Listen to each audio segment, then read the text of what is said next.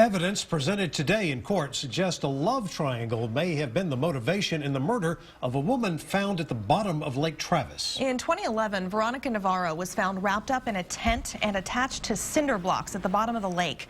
Her boyfriend, Joe Carr, this man, a former Pedernales firefighter, is on trial for the murder. Chris Sadeghi has more from day one of testimony. In the weeks leading up to her murder, Veronica Navarro was living with Joe Carr, but also seeing an ex-boyfriend. In opening statements, prosecutors laid out a chain of events that suggest how it may have all ended with her murder. In the summer of 2011, Veronica Navarro was young, excited about a job interview, and living with her firefighter boyfriend, Joe Carr, even though her heart may have been elsewhere.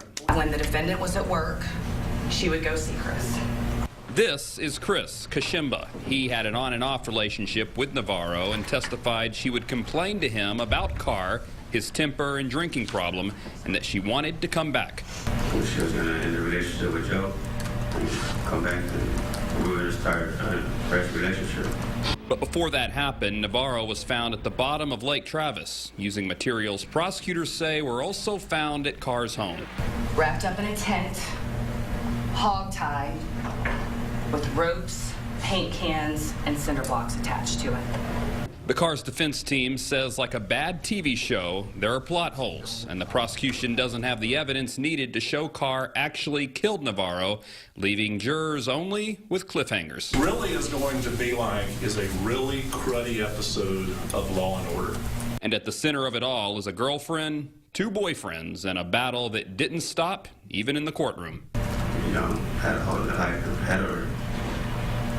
I mean, you're a firefighter, you're supposed to protect and save life, not take it away. And family members of Navarro testified in June of 2011 they came up from Laredo to see her, but never got a chance to because Carr did not allow it. Instead, he wanted to go to the lake. Just a few days later, Navarro's body was found at the bottom of that lake. From the Travis County Justice Complex, Chris Sadeghi, KXAN News.